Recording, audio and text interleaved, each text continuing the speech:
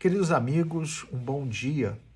Hoje nós celebramos a festa da Cátedra de São Pedro. Esse dia 22 de fevereiro é, portanto, um dia no qual a Igreja nos convida a refletir e agradecer a Deus por esse aspecto tão especial e importante da missão dos papas, que, a sua vez, nasce da própria missão de Pedro, como aquele que Jesus escolheu para que fosse o chefe dos apóstolos. De fato, hoje, no Evangelho de São Mateus, que nós escutamos na celebração da Eucaristia, nos colocava no capítulo 16, diante daquela cena que teve lugar em Cesareia de Filipe, no qual Jesus perguntou: o que dizem os homens ser o Filho do Homem? E os apóstolos começam a dar conta daquilo que escutavam, que as pessoas falavam sobre Jesus. Alguns dizem que é João Batista, outros dizem que é Elias, outros ainda que é Jeremias ou algum dos profetas. E aí Jesus então pergunta: e vocês, que são aqueles que estão mais próximos de mim, aqueles a quem eu escolhi? E aí Pedro, tomando à frente dos demais, mas também representando-os, responde: tu és o Messias, o Filho do Deus vivo. E aí então Jesus faz essa promessa que é, no fundo, a explicação da própria missão de Pedro e dos seus sucessores na igreja. Diz: feliz és tu, Simão, filho de Jonas, porque não foi um ser humano que te revelou isso, mas meu Pai que está no céu. Por isso eu te digo, tu és Pedro, e sobre esta pedra edificarei a minha igreja, e o poder do inferno nunca poderá vencê-la.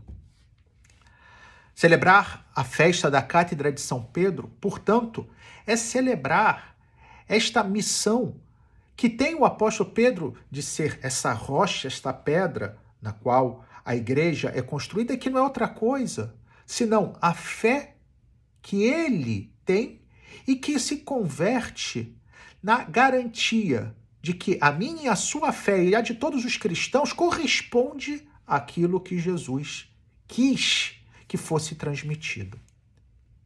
A palavra cátedra faz referência a uma cadeira, onde o professor se senta. De fato, nas universidades se chamam catedráticos aqueles professores que são responsáveis por uma matéria concreta. Portanto, falar da Cátedra de São Pedro é falar dessa sua missão de ensinar o que é a fé, os ensinamentos de Jesus.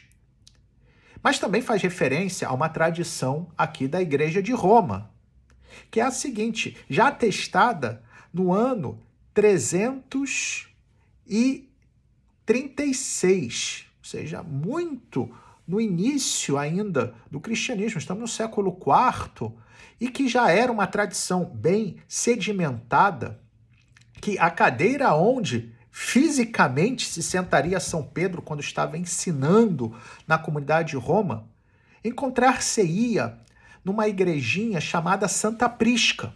Santa Prisca, quem for olhar lá nos Atos dos Apóstolos, vai se lembrar que era essa esposa de Áquila, e que esse casal foi um casal que ajudou muito São Paulo no início do seu ministério, e que eles também teriam uma casa aqui em Roma, onde São Pedro, segundo essa tradição, residia, e onde ele então ensinava, onde as pessoas se reuniam, e ali teria ficado a recordação dessa cadeira, dessa cátedra, que depois foi transformada numa relíquia e que no século XVI foi colocada,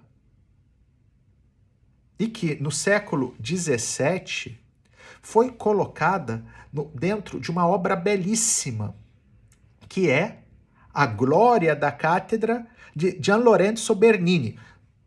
Todos vocês têm certeza que, talvez pelo nome não estejam identificando, mas certamente já viram alguma representação dessa obra de arte, e que na realidade é um relicário. Pensem naquela imagem que todos nós conhecemos do Espírito Santo, que está na Basílica de São Pedro. Pois bem, o Espírito Santo é uma parte dessa grande obra que tem por centro uma escultura grandíssima de uma cadeira. E dentro dessa escultura está a relíquia da Cátedra de São Pedro. O que é interessante no conjunto, depois vocês podem procurar no Google, basta colocar, né, altar da Cátedra de São Pedro, e vão ver que no conjunto você tem o Espírito Santo, né, rodeado de anjos, que é a glória do Espírito Santo, logo em cima, né, dessa cadeira, e aos pés nós vemos 4 figuras que estão como que aparentemente segurando essa cadeira.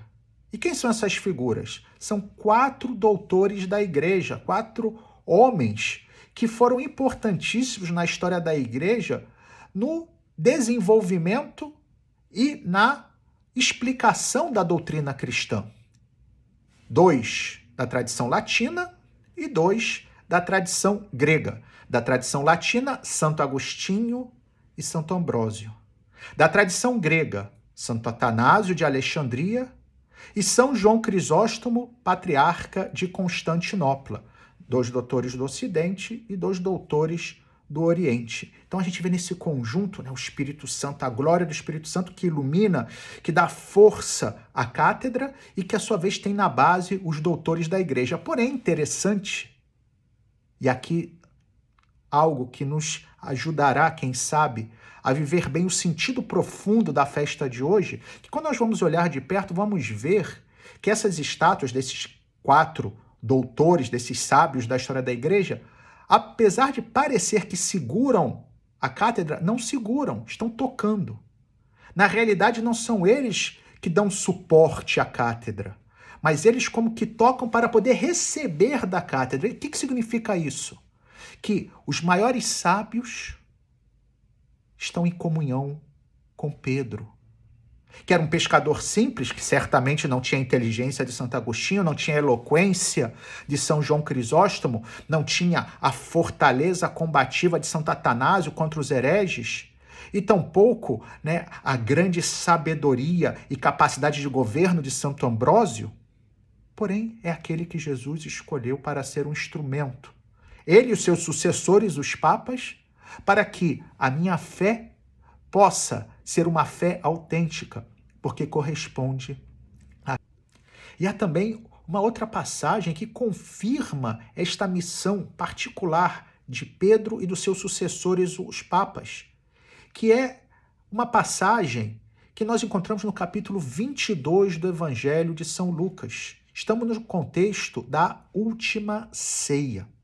Num determinado momento, sempre naquela grande despedida de Jesus, ele se dirige a Pedro e diz o seguinte, estamos no versículo 31 do capítulo 22. Diz, Simão, Simão, Satanás pediu permissão para peneirar-vos, como se faz com o trigo. Eu, porém, orei por ti, para que tua fé não desfaleça. E tu, uma vez convertido, fortalece teus irmãos. Essas palavras de Cristo, que no fundo são uma confirmação daquilo que ele dissera em Cesareia de Filipe, que escutamos hoje no Evangelho. Tu és Pedro, e sobre esta pedra edificarei a minha igreja, e as portas do inferno, o poder do inferno não prevalecerá sobre ti. E Jesus então confirma isso dizendo, olha, o demônio, o inimigo, quis te peneirar, quis te trucidar, quis fazer com que tu caísses, que não fosses fiel a essa missão.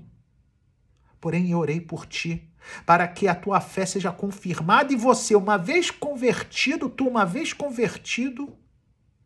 confirme os teus irmãos na fé. E é essa a missão de Pedro, foi esta a missão de Pedro com os apóstolos, e essa é a missão do Papa hoje, comigo e com você, nos confirmar na fé, fazer com que a nossa fé seja autêntica. Portanto, hoje, neste dia da festa da Cátedra de São Pedro, agradeçamos a Deus pelo Papa Francisco, pelos ensinamentos que ele nos transmite. Interessante a primeira leitura de hoje, que é justamente da primeira carta de São Pedro, no capítulo 5º, em que São Pedro diz o seguinte, exortando, né, aqueles que tinham a missão de serem pastores. Sede pastores do rebanho de Deus, confiado a vós, cuidai dele, não por coação, mas de coração generoso, não por torpe ganância, mas livremente, não como dominadores daqueles que vos foram confiados, mas antes como modelos do rebanho. Não é isso que o Papa tem insistido com nós, padres, para que assim sejamos para o povo de Deus? O refrão do salmo de hoje vem como que coroar todas essas ideias. O salmo é o Salmo 22, o Salmo do Bom Pastor. O Senhor é o pastor que me conduz, não me falta coisa alguma. E como é que Deus, o grande e eterno pastor, conduz a nós, as ovelhas? Através desses instrumentos, que são os pastores aqui na terra, e de modo especial, pelo doce Cristo na terra, como chamava Santa Catarina de Sena ao Papa.